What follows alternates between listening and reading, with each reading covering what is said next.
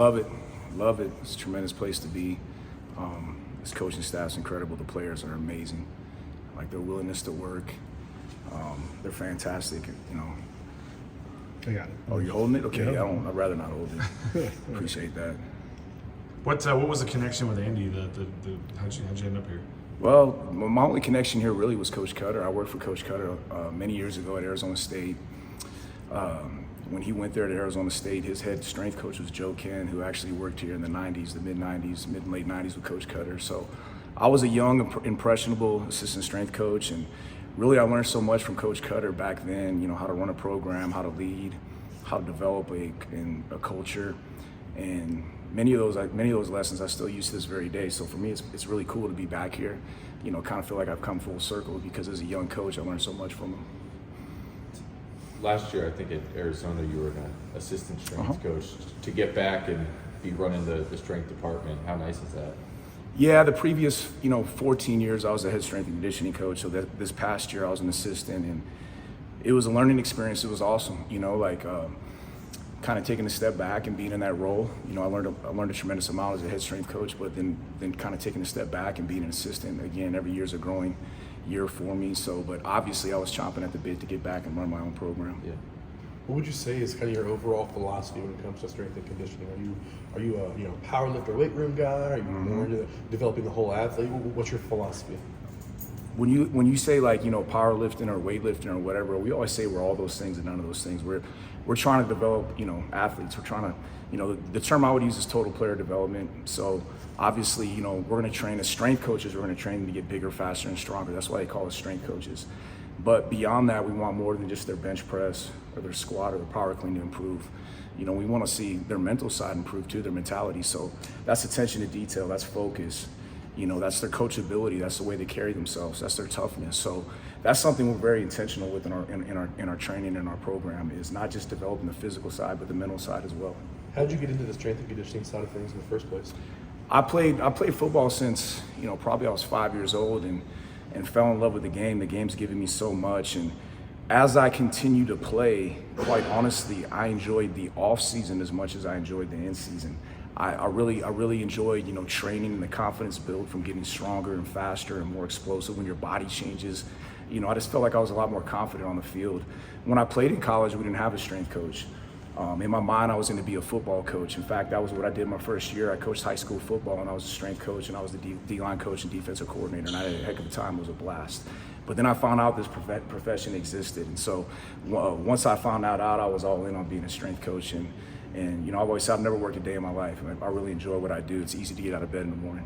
Would they leave you in the cupboard in terms of where guys were at, strength and speed-wise and everything? I'm sorry, was it? Just like when you got here, what did you think of where this team was at in terms of their strength and their speed and everything? Yeah, so obviously when we get here, everything's brand new for them.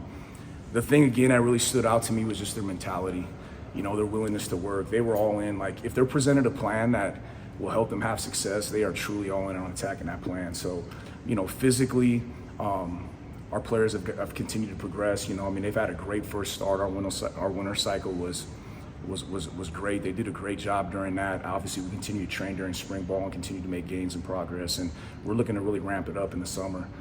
But they took a good step forward this winter, and we're looking forward to keep moving. What is it like, I guess, when you come in, you've got your drills, your way of doing things, and then obviously they're maybe used to doing something previously, and I don't know if some carries over. I know, some of it's just that's how it goes. Right. When you want to bring your own flavor and how guys have to adapt to that and stuff?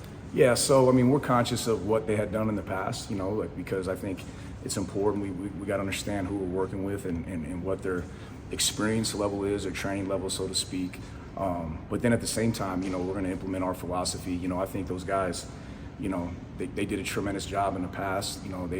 Physically, these guys were prepared. Obviously, they're coming off a break and a long season, so that's always the thing when you start off.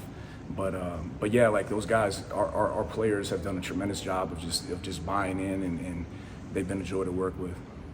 How much of a challenge is it to balance when you want to have a guy put on some muscle, gain some strength, but you don't want him to lose any speed?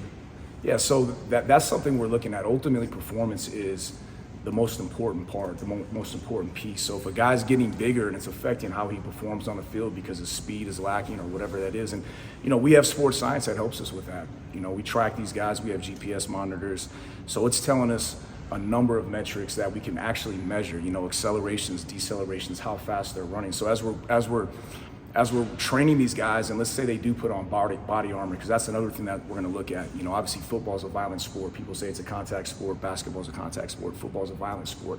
There's collisions, so they got to have a element of body armor on them to be able to hold up and withstand and be robust and be able to stay healthy. We always say your greatest ability is your availability. So that is something that we're going to focus on, and something we do focus on. But obviously, they got to be able to go perform too. So we use that sports science. We have Tyndall units in the weight room that actually measure how fast the bar is moving. So if we're talking about being more explosive, football is a game of power.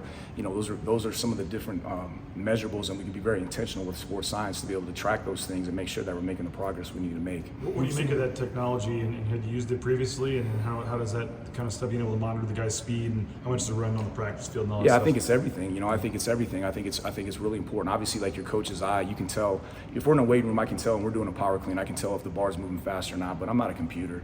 I couldn't tell you exactly in meters per second, what the velocity of the bar is. So, I think it's really good in terms of tracking and making sure that we're making the progress and making tweaks to the program so that we're getting the results that we want to get. But I think even more important than that is the intentionality that they train with. Okay, so if I'm lifting a bar and I'm telling that guy we got to be explosive with that bar, and there's no number, there's no metric for him to look at. All of a sudden he sees that number, and in the very next rep it's a little bit faster. The very next rep is a little bit faster. So I think it's just another tool that we can use in our toolbox to make sure our guys are training with intent. Who've been some guys that have really stood out in the weight room so far?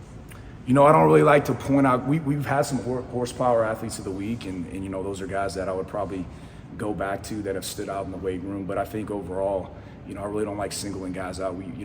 We're just getting started. Ask me in the summer. They've all done a tremendous job, but like I said, we're going to continue to ramp it up and continue to go. But they've all stood out to me. You mentioned that body armor. This is a team that had a lot of injuries last year and some soft tissue stuff. Mm-hmm. What specifically, as a strength coach, do you do in the spring and summer to limit those soft tissue things come football time? Well, in terms of the soft tissue stuff, I think training is rehab. We got to have a balanced, comprehensive program. We got to target all the different areas. Obviously, posterior chain's a piece of that. That's where your hamstrings come into play.